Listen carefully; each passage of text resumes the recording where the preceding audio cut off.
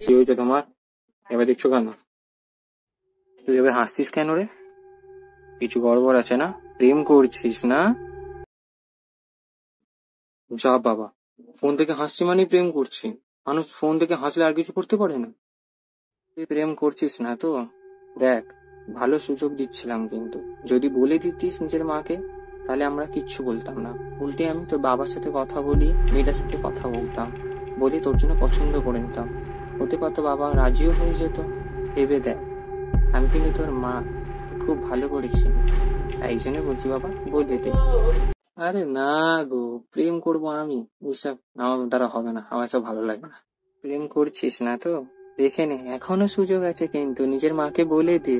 অনেক ভালো সুযোগ দিচ্ছি, কিন্তু একবার চেষ্টা করে বলে দেখ আমাকে, নিজের মাকে বিশ্বাস কর। তুমি সত্যি বলবে না তো? তাহলে হ্যাঁ, একটা মেয়েকে আমার ভালো লাগে। ওরই ফটো দেখছিলাম, ওর সাথেই চ্যাট করি মাঝে মাঝে রাতের বেলা।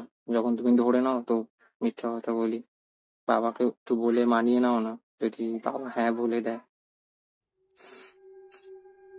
আমি জানতাম, আমি জানতাম এই ছেলেটা রসাতলে গেছে। আজই তোর বাবাকে বলবো, আর তোর এই ফোনটাকে ভাঙবো।